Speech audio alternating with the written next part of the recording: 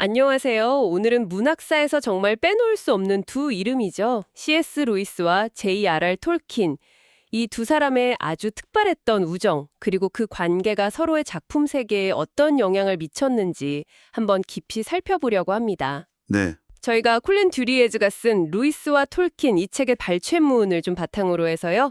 이들의 교류 속 핵심적인 순간들을 한번 따라가 보죠. 네, 이게 뭐 단순한 문학 동료 이런 걸 훨씬 넘어서는 관계였어요. 서로의 삶, 그리고 창작에 아주 깊은 흔적을 남겼죠. 맞아요. 보내주신 자료 보면서 이들의 어떤 지적인 여정, 또 우정의 본질, 이런 걸 좀 파헤쳐 볼 수 있을 것 같습니다. 어떻게 이 만남이 결국 나니아 연대기나 반지의 제왕 같은 엄청난 작품들로 이어졌는지 이게 참 흥미로운 지점들이 많아요. 그럼 그 시작부터 가볼까요? 옥스퍼드 대학에서 처음 만났을 때 이게 1925년 이후에 영어 영문학 교수진 회의에서 처음 봤다고 하는데 근데 첫인상이 그렇게 썩 좋지는 않았다고요? 그랬을 수 있습니다. 뭐 처음에는 약간은 그런 게 있었을 수 있는데 근데 곧바로 언어, 특히 그 고대 북유럽 신화나 언어에 대한 아주 깊은 관심, 이런 공통분모가 있었거든요. 아하. 이게 두 사람을 아주 빠르게 연결시켜줬죠. 특히 톨킨은 루이스의 삶에 정말 큰 영향을 미쳤어요. 어떤 면에서요? 루이스가 원래 무신론자였잖아요. 근데 이제 기독교로 회심하는 그 과정에서 톨킨이 결정적인 역할을 했습니다. 아, 그렇군요. 단순히 뭐 신화를 좋아한다 이런 차원을 넘어서 그 복음서 이야기가 사실이 된 신화, 그러니까 myth became fact, 역사적인 실제가 된 신화다 이런 개념을 제시하면서 루이스를 설득했거든요. 그 유명한 이야기군요. 네. 1931년 9월에 옥스퍼드 에디슨 산책으로 해서 밤새도록 나눴던 대화. 이게 아주 중요한 계기가 됐다고 하죠. 야, 그 밤샘 토론, 이게 뭐 서로에게 그냥 정신적인 지주? 이런 걸 넘어서 창작 활동에서도 엄청난 힘이 됐던 거죠. 루이스 스스로도 그랬잖아요.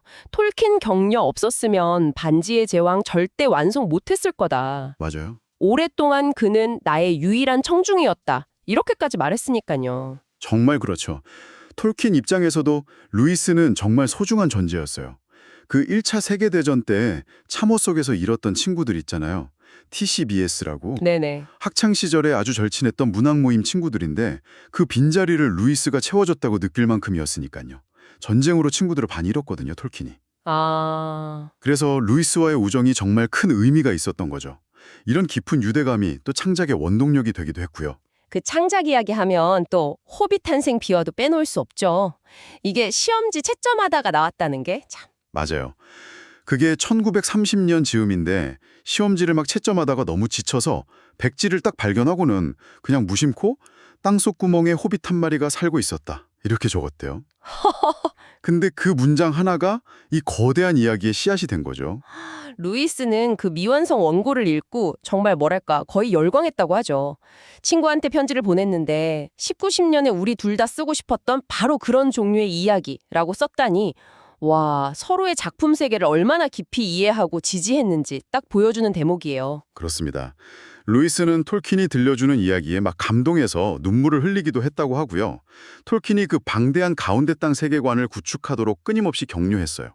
루이스 자신의 작품들, 예를 들면 그의 회심 과정을 그린 알레고리인 순례자의 귀향이라든지 아니면 그 공간 삼부작 같은 작품들도 사실 톨킨과의 대화에서 영감을 많이 받았다고 볼 수 있죠. 이 두 사람을 중심으로 잉클링즈라는 문학 모임도 생겨났잖아요. 이 모임은 좀 어떤 공간이었나요? 아, 잉클링즈. 이게 그들의 창작 활동에 정말 아주 중요한 역할을 했습니다. 뭐 루이스의 방이나 아니면 동네 펍, 이런 편안한 장소에서 만났어요. 만나서 각자 쓰고 있는 미완성 원고를 읽어주고 아주 솔직하게 피드백을 주고받는 그런 자리였죠. 아, 거기도 이제 서로 글을 읽어주고 비평하고 그랬군요. 네. 루이스의 스크루테이프의 편지나 톨킨의 반지의 제왕 초기장들, 이런 것들이 바로 이 모임에서 처음으로 공개된 겁니다. 오, 물론 뭐 나중에는 찰스 윌리엄스 같은 새로운 멤버들이 합류하면서 모임 분위기가 조금씩 변하기도 하고, 톨킨 입장에서는 루이스의 관심이 좀 분산되는 것 같다, 뭐 이런 약간의 서운함, 이런 걸 느끼기도 했다고 전해지긴 합니다. 그렇군요. 뭐 그렇게 서로 깊은 영향을 주고받았지만 그래도 모든 면에서 생각이 다 똑같지는 않았던 것 같아요. 특히 루이스의 나니아 연대기, 이거에 대해서는 톨킨이 좀 비판적이었다면서요. 네, 그 점이 또 흥미로운 지점이죠. 톨킨은 나니아 연대기가 뭐 그리스 신화에 나오는 파우누스나 아니면 갑자기 산타클로스가 나온다거나 이렇게 서로 다른 신화 체계의 요소들을 너무 자유롭게 막 섞어 쓴다 이렇게 생각했어요. 아, 약간 일관성이 좀 떨어진다고 본 거군요. 너무 직접적인 알레고리로 드러내는 방식, 이것도 그렇게 썩 마음에 들어하지 않았어요. 이게 왜냐면 톨킨은 자신만의 깊고 일관성 있는 2차 세계, 즉 가운데 땅 같은 그런 세계를 창조하는 걸 굉장히 중시했거든요. 이걸 서브 크리에이션이라고 불렀는데 네. 그런 자기 철학과는 좀 부딪히는 지점이 있었던 거죠. 아, 톨킨에게는 그 세계의 내적인 일관성, 이게 아주 중요했군요. 루이스의 접근법과는 확실히 달랐네요. 네, 달랐죠. 하지만 그런 비판에도 불구하고 둘의 우정 자체는 아주 굳건했다는 거죠. 그렇습니다. 뭐 창작 방식이나 관점의 차이는 분명히 있었지만 서로에 대한 존중, 그리고 그 우정의 뿌리 자체는 전혀 흔들리지 않았습니다. 비판할 건 하더라도 서로의 존재 자체를 굉장히 귀하게 여겼던 거죠. 루이스와 톨킨, 이 두 거장의 관계를 보면 참 서로 다른 개성과 관점을 가진 친구가 어떻게 때로는 지지하고 때로는 비판하면서 서로를 성장시키고 결국에는 이런 위대한 결과물을 만들어낼 수 있는지 이걸 보여주는 정말 인상적인 사례 같아요. 맞습니다. 루이스가 우정에 대해서 이런 말을 했어요. 모든 사랑 중에서 우정만이 우리를 신들이나 천사의 수준까지 높여주는 것 같다고요. 와, 어떻게 보면 톨킨의 그런 지적인 자극과 격려가 없었다면 루이스는 우리가 아는 그런 탁월한 기독교 사상가, 변증가, 그러니까 기독교 신앙을 아주 이정적으로 설명하고 변호했던 그런 인물이 되지는 못했을 수도 있어요. 그럴 수도 있겠네요. 또 반대로 루이스의 그 끊임없는 관심, 다음 이야기 좀 들려줘 하는 그 재촉이 없었다면 어쩌면 톨킨의 반지의 제왕은 세상에 영영 나오지 못했을지도 모릅니다. 정말 그렇겠네요. 오늘 이 두 친구의 이야기를 들으면서 여러분은 어떤 관계를 좀 떠올리셨나요?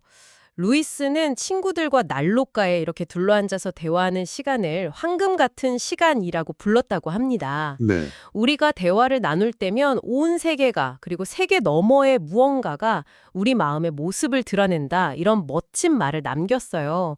여러분의 삶에도 혹시 이런 황금 같은 시간을 선사하는 그런 관계가 있는지 혹은 그런 관계를 앞으로 어떻게 만들어갈 수 있을지 잠시 생각해 보시는 건 어떨까요? 오늘 탐구는 여기까지입니다.